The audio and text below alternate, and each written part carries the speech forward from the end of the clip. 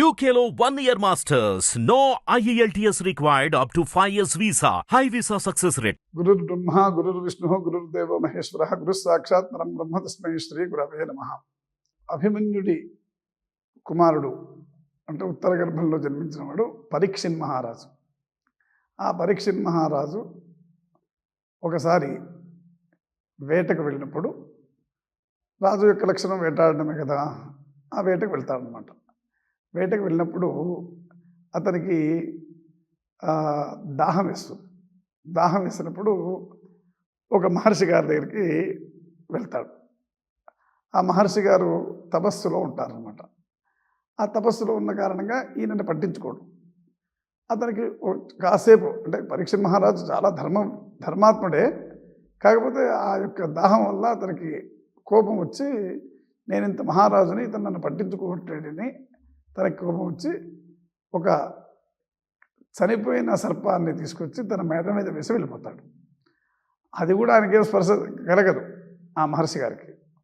సరే వెళ్ళిపోయిన తర్వాత వెళ్ళిపోతాడు. ఇంకా పరీక్ష మహారాజు వెళ్ళిపోయిన తర్వాత అతనికి ఆ దారిలో వెళ్తున్న ఒక పిల్లవాడు చూసి, మహర్షి యొక్క కుమారుడు, అతని పేరు ఏదో ఉంది, ఆ కుమారుడికి వెళ్ళి చెప్తాడు, అరే మీ నాన్నగారి మెడలో ఫలాని చనిపోయిన సర్పాన్ని వేశాడురా ఫలాని మహారాజు అని చెప్తాడు. సరే ఆ కుమారుడు కోపం వచ్చి చూస్తాడు. చూస్తే ఇలా ఉంటుంది, అరే ఈ సర్పాన్ని వేసిన మహారాజు ఎవరైనా ఉన్నారో అతను 7 రోజుల్లో చనిపోవుగాక అని శపిస్తాడు. శపించిన తర్వాత ఇతనికి మహర్షి గారికి మెలకు వస్తాడు. అతని సమాధానం నుంచి బయటకు వచ్చి, నాయన కుమార, నువ్వు అలా చేయకుండా ఉండవలసింది. ఎందుకంటే ఈ యొక్క లోకంలో రాజు అనేవాడు లేకపోతే లోకం అంతా భ్రష్టు పట్టిపోతుంది. మనకు రాజు అనేవాడు ఉండాలి, లేకపోతే సాధువులు గోవులు అన్నీ కూడా నాశనం అయిపోయే అవకాశం ఉంటుంది. కాబట్టి నువ్వు ఈ పని చేయకుండా ఉండవలసింది అని క్షమించవలసింది అని చెప్పి ఆ మహర్షి అంటాడు అనమాట. అన్నాక సరే ఈ విషయం మొత్తానికి పరీక్ష మహారాజుకు తెలుస్తుంది. అతను 7 రోజుల్లో చనిపోతాడనే విషయం తెలిసిపోతుంది. ఈ 7 రోజుల్లో నేను ఏం చేయాలి అని చెప్పి అతను తెలుసుకొని భయపడకుండా భాగవతాన్ని విందామని చెప్పి ఒక సంకల్పం చేసుకొని అతను భాగవతం వినడానికి ఒక గురువుని ఎత్తుక్కోవడానికి నదీ తీరానికి వెళ్తాడు. మరి పరీక్ష మహారాజుకి భాగవతం చెప్పగలిగేవాడు ఎవరు ఉన్నారు అని చెప్పి ఆలోచిస్తే తనకు తానే వ్యాస మహర్షి యొక్క కుమారుడు శుగబ్రహ్మ తనకు తానే వచ్చి పరీక్ష మహారాజుకి భాగవతం చెప్పడానికి సంకల్పించుకుంటాడు. అసలు శుగమహర్షి గోవు పాలు పితికినంతసేపు కూడా ఎక్కడ ఉండడు, అటువంటి మహర్షి ఆయన.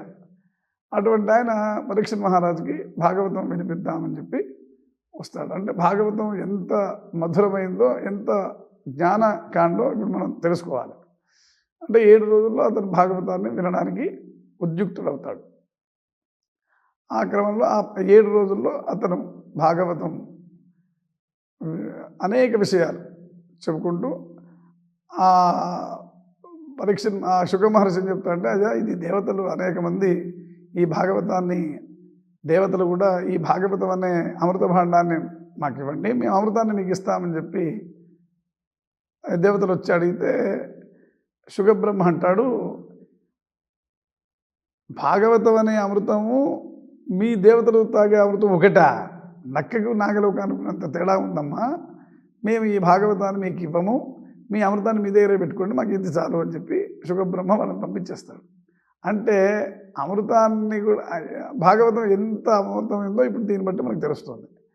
అటువంటి జ్ఞానాన్ని పరీక్ష మహారాజుకి ఇవ్వడానికి శుగ మహర్షి ఉద్యుక్తుడవుతాడనమాట.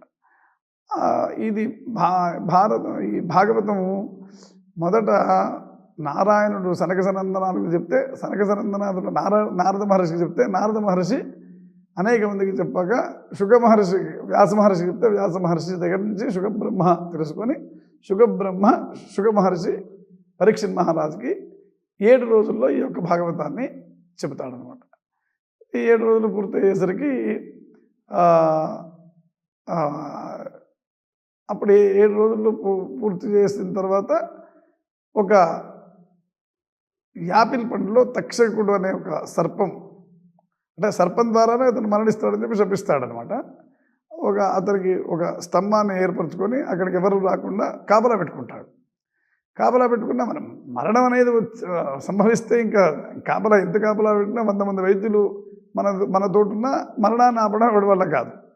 అందుకని అతనికి పంపించే ఆహారంలో ఒక యాపిల్కాయలో ఆ తక్షకుడు దూరుతాడు. దూరి ఆ యాపిల్కాయ ద్వారా వెళ్ళి అతను తీయంగానే అందులోంచి బయటకు వచ్చి ఆ పరీక్ష మహారాజుని మరణింపజేస్తాడు. ఆ మరణాన్ని ఇచ్చేస్తాడు. అతను చనిపోతాడు అనమాట. ఆ తర్వాత జనమేజయుడు అంటే పరీక్ష మహారాజు కొడుకు జనమేజయుడు.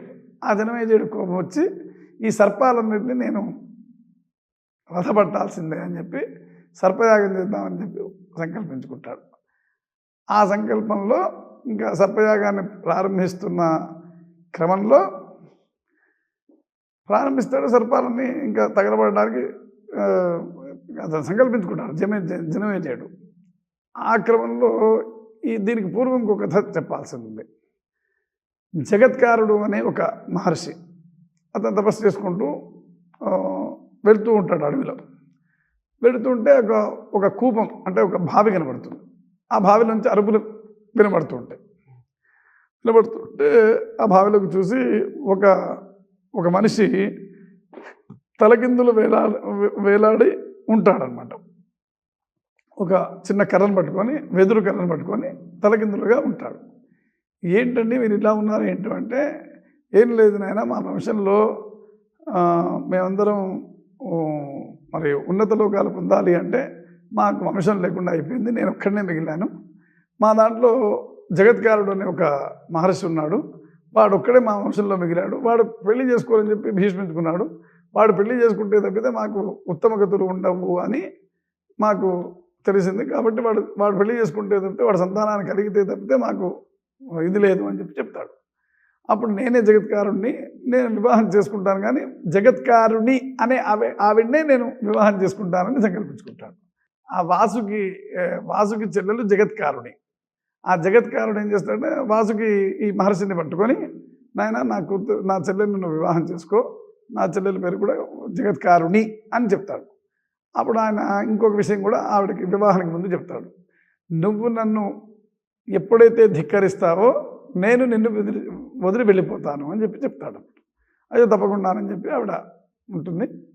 ఆ జగత్కారుని యొక్క సంతానం ఆస్తికుడు అనే ఒక కుమారుడు కలుగుతాడు. కలిగిన తర్వాత ఒక రోజున యథాలాపంగా అతను ఏదో అలసిపోయి ఆవిడ తొడ మీద పడుకుంటాడు. ఆ భార్య తొడ మీద పడుకుంటే ఆ పడుకున్న క్రమంలో సంధ్యా సమయం అయిపోతుంది. అంటే సాయం సంధ్యా సమయం అయిపోతుంటే ఆవిడ అయ్యో సంధ్యా సమయం అయిపోతుంది, ఈయన మళ్ళీ ఈ సంధ్యా సమయంలో పడుకోకూడదు కదా, సూర్యుడు అస్తమిస్తున్నాడు, ఈ క్రమంలో మనం ఆయన లేపాలి అని చెప్పే ఉద్దేశంతో ఏమండి అని లేపేస్తుంది.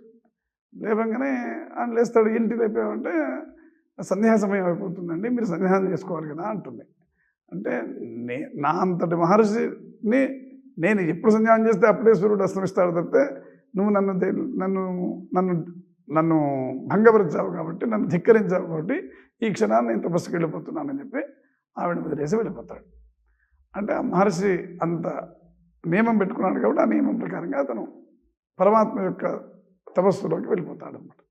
ఈ ఆస్తికుడు అనేవాడు చాలా గొప్ప జ్ఞాని, ధర్మాత్ముడు సర్పాలను. అప్పుడు ఆస్తికుడు జనమేజయుడు యొక్క సర్పయాగంలోకి వెళ్ళి వాళ్ళకి కావలసినవన్నీ వాళ్ళకి సమాధానాలు చెప్పి ఆ సర్పయాగాన్ని, ఈ సర్పాలు మొత్తం ఈ ప్రపంచంలో లేకుండా చేయాలని సంకల్పించిన దాన్ని ఈ జనమేజయుడు అడిగిన అనేక ప్రశ్నలకు సమాధానం చెప్పి తన ధర్మబద్ధంగా తనని వాదించి ఆ సర్పయాగాన్ని ముగిస్తాడు. ఇదంతా కూడా బ్రహ్మగారు చేసిన సృష్టి, ఇదంతా బ్రహ్మగారు కల్పించిన ఒక సన్నివేశం అన్నమాట. ఎందుకంటే సర్పయాగం చేస్తే అన్ని సర్పాలు మరి ధ్వంసం అయితే మరి సర్పలోకం లేకపోతే కష్టం కదా అని జనమేజయుడిని అప్పుడు ఆయన ఆపడం కోసం ఈ ఆస్తిక మహర్షి జగత్కారుని యొక్క సంతానంగా పుట్టి ఆ జగత్కారుడి యొక్క వంశాన్ని అంతా ఉద్ధరించి ఈ సర్పయాగాన్ని కూడా ఆపుతాడు. ఆస్తికుడు అంత మహానుభావుడు అనమాట.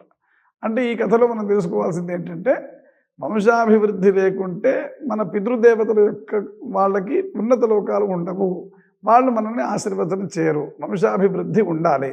నేను పెళ్లి చేసుకోను, నా యొక్క సంసారం వద్దు అని అనకూడదు. మనం పుట్టినందుకు వివాహం చేసుకొని సంతానాన్ని కలిగిన తర్వాత తపస్సు చేయాలి తప్పితే వంశాభివృద్ధి లేకుండా ఉండకూడదని ఈ కథలో మనం నీతి తెలుసుకోవాల్సింది.